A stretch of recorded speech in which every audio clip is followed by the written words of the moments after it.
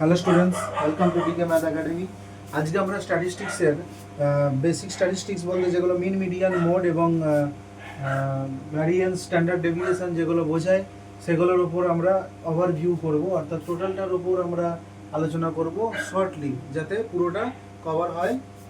এবং তার জন্য দুটো ভিডিও প্রয়োজন হতে পারে। চেষ্টা করবো এই দুটো ভিডিওর মধ্যে mean, median, mode, variance, standard deviation পুরোটা আলোচনা করে দিতে, সমস্ত রকম কেস। তো তাই নাম দিয়েছি ম্যারাথন অন স্ট্যাটিস্টিক্স। যাই হোক, আমরা সেন্ট্রাল টেন্ডেন্সি বলতে কি বুঝি? সেন্ট্রাল টেন্ডেন্সি বলতে আমরা মিন, মিডিয়ান, মোড এই তিনটে ক্যারেক্টারকে বুঝি। এগুলোর মাধ্যমে it helps us to determine, to understand, সহজ ভাষায় লেখা, to understand about a given data is to understand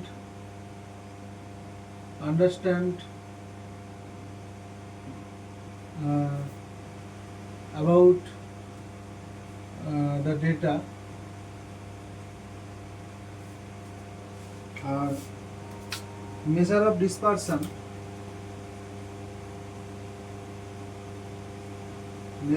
dispersion বলতে কি বুঝি? মেজার অফ ডিসপারশন এগুলো বলতে আমরা কি বুঝি না ভ্যারিয়েন্স, সেটা মানে কি?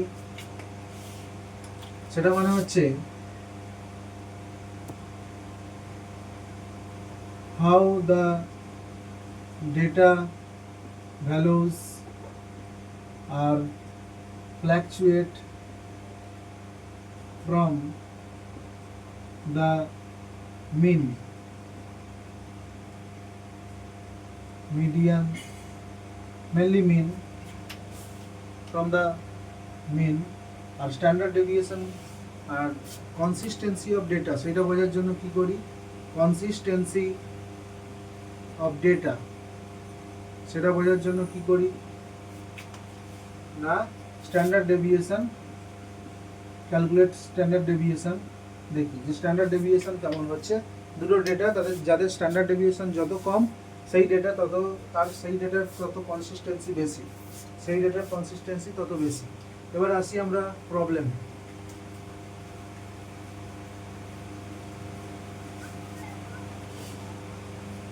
দেখো, x equals to ay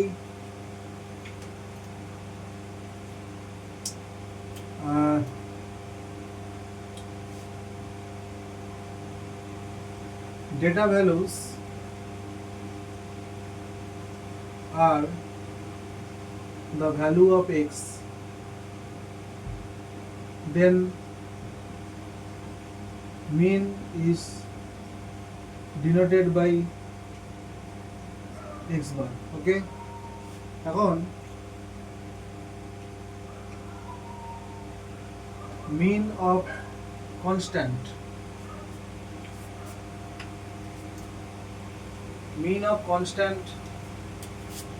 কিছু কনস্ট্যান্ট দেওয়া আছে, সেই কনস্ট্যান্টগুলোর মিন কি হবে? মিন অফ সাম কনস্ট্যান্টস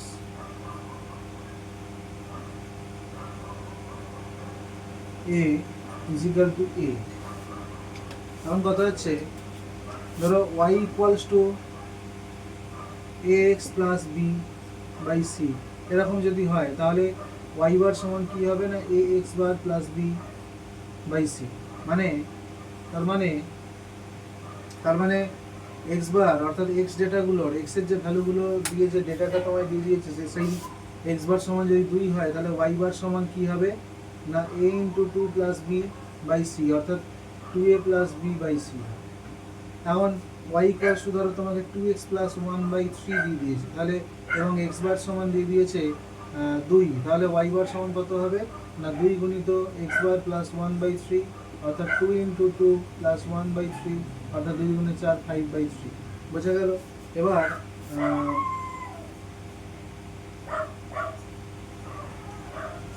ধরো y equals to ax plus b আছে, তাহলে ওয়াই বার সমান কী হবে, একইভাবে a into x bar plus b, এটা হবে। সাপোজ ধরো তোমাকে একটা কোশ্চেন দিয়েছে যে x y equals to 5x plus 3 এবং এক্স বার সমান 2, ওয়াই বার সমান 3। আমি এটা আমি এ করে দিলাম, তাহলে এ সমান কত না ওয়াই বার সমান, আমরা জানি y bar equals to a x bar plus 3। এখন ওয়াই বারের জায়গায় আমরা মান বসিয়ে দিচ্ছি 3, এক্স বারের জায়গায় 2, তাহলে 2a প্লাস 3, এখানে 3 3 0 হয়ে যাবে, তাহলে 2a সমান 0, অর্থাৎ a সমান 0, অর্থাৎ এর ভ্যালু আসছে 0। এখন আসছে variance. Variance of X data values, সেটা denoted by variance var X হলো। এবার যদি ভ্যারিয়েন্স অফ এ কনস্ট্যান্ট কে ইকুয়ালস টু কী হবে 0, ভ্যারিয়েন্স অফ কনস্ট্যান্ট কী হবে 0 হবে, যেখানে কে ইজ কনস্ট্যান্ট। কীভাবে বলতে পারি না, কে একটা কনস্ট্যান্ট, তো একটা কনস্ট্যান্ট ভ্যালুর মধ্যে ভ্যারিয়েন্স কী হবে, ডিফারেন্স কী হবে, 0ই হবে, বিয়োগফল 0 হবে। তো এখানে যদি y equals to x plus b by c দেয়, তাহলে কিন্তু variance y equals to a square by c square variance x হবে। একইভাবে যদি y সমান এক্স প্লাস বি হয়, তাহলে variance y equals to a square variance x হবে। বোঝা গেল? তোমাকে একটা কোয়েশ্চেন দিল যে y সমান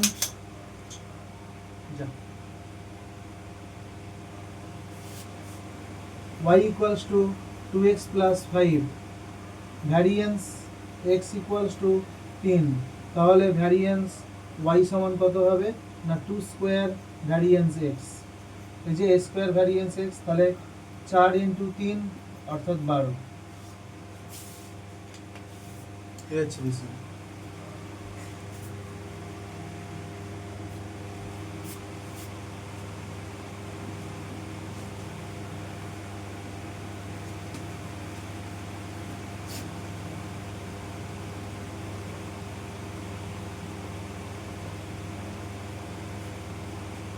সাপোজ তোমাকে কয়েকটা ভ্যালু দিয়ে দিয়েছে, let the mean of 1350x x plus 1 is 2, then x সমান কত না। মিন মানে আমরা কি জানি, ভ্যালুগুলোকে সব যোগ করে, প্রথমে ভ্যালুগুলোকে যোগ করি, 1 plus 3 plus 5 plus 0 plus x plus 1 divided কত করবো, কত দিয়ে না যতগুলো ভ্যালু দিয়েছে, তিনটে 6টা, এবং এইটা হচ্ছে মিন, এইটাই আবার বলে দিয়েছে এইটা সমান 2। তাহলে 1 3 4, 4 5 9, 9 1 10, 10 প্লাস 2x সমান 6 2 12, অর্থাৎ 2x সমান 12 মাইনাস 2, 12 মাইনাস 10, তাহলে x সমান কত আসছে 1, অর্থাৎ x এর ভ্যালু আসছে 1, x এর ভ্যালু আসছে 1। আচ্ছা, তোমাদেরকে ডিস্ট্রিবিউশন কি বলেছিলাম, ডিস্ট্রিবিউশন কত রকম হয় একটু ডিস্ট্রিবিউশনটা বলে দিই। ডিস্ট্রিবিউশন এখানে কতগুলো টাইপ ছিল না, 3টে টাইপ ছিল। একটা হচ্ছে সিম্পল ডেটা, আর একটা হচ্ছে সিম্পল ফ্রিকোয়েন্সি ডেটা, আর একটা হচ্ছে ক্লাস এবং ফ্রিকোয়েন্সি নিয়ে group frequency data.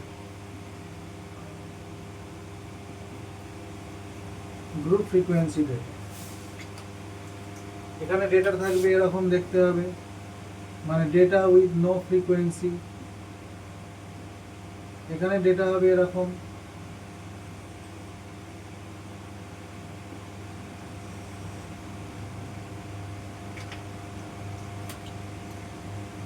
x1 f1 x2 f2 এরকম করে xn fn এরকম। এইখানে কিরকম ডেটা হবে,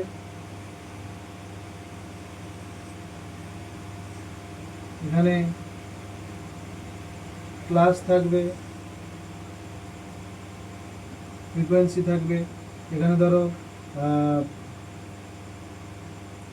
1 থেকে 10 ফ্রিকোয়েন্সি f1, 11 থেকে 20 ফ্রিকোয়েন্সি F2, এরকম করে করে ধরো 61 থেকে 70 ফ্রিকোয়েন্সি FM, এরকম টাইপের থাকে এই ধরনের ডিস্ট্রিবিউশন।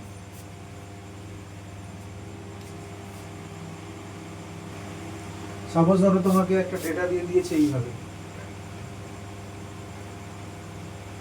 তোমাকে ডেটা দিয়ে দিয়েছে ধরো 11, 12, 10, 9, 8, 6, 12, 10, 1, 2, 6, 8, 6, 8, 10, 10, 12, 10, 11,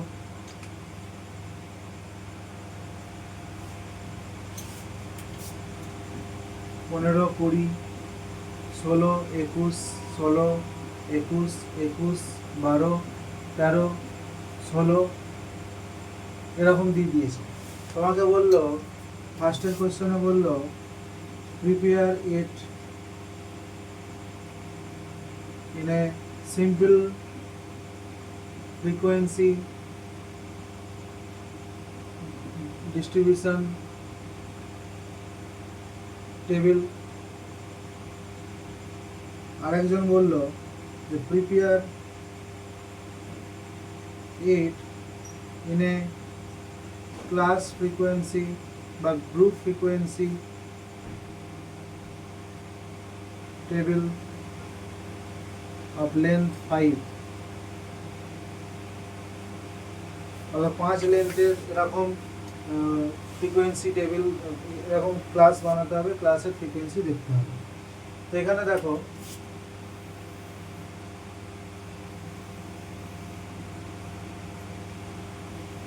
আমি এখানে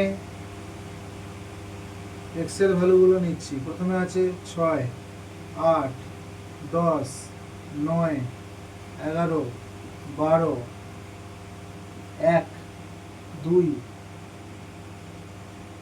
6, 6 আছে, 8 আছে।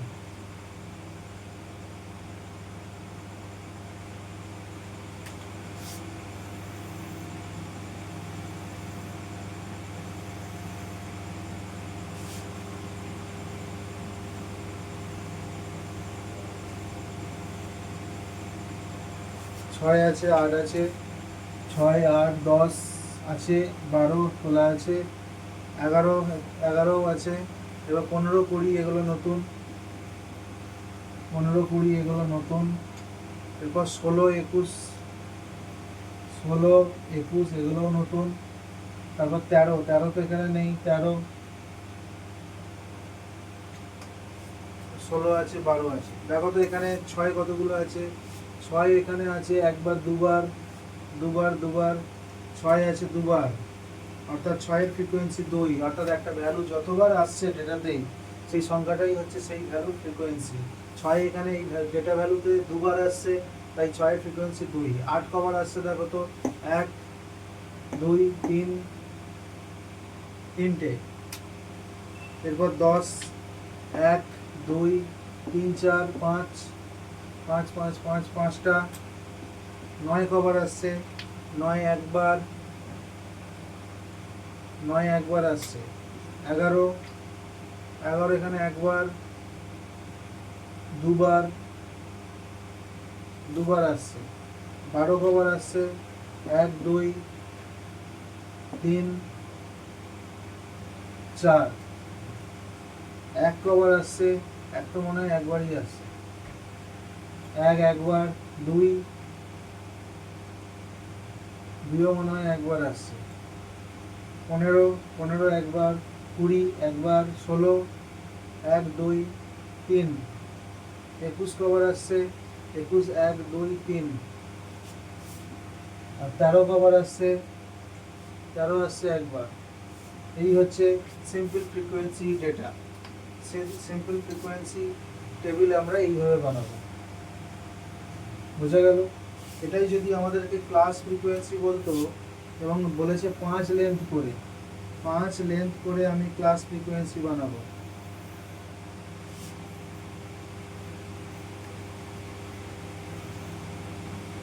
এটা FRU কি, FREQ শর্টে লিখেছি ফ্রিকোয়েন্সি। আচ্ছা 5, ধরো 1 থেকে 5, 6 থেকে 10, 11 থেকে 15, 15 থেকে 20, 16 থেকে 20, 21 থেকে 25, 25-এর বেশি কি আর আছে? নেই। তাহলে এখানেই এন্ড করে দিতে পারি। দেখো তো 1 থেকে 5-এর মধ্যে কতগুলো ভ্যালু আছে। এখন 1 থেকে 5-এর মধ্যে মানে কোনটা আসবে? এইটা, 1 1 2। অর্থাৎ 1 থেকে 5-এর মধ্যে 1 2 একবার করে এসেছে, দুবার। তাহলে 1 থেকে 5-এর মধ্যে দুটো ভ্যালু আছে, একটা আছে 1 একবার, আর একটা আছে 2 আর একবার। 6 থেকে 10-এর মধ্যে 6 আছে দুবার, 8 আছে 3বার, 2 থেকে 5, 10 আছে 5 বার, 5 5 10, 9 আছে একবার, 11 বার, 11 বার আছে।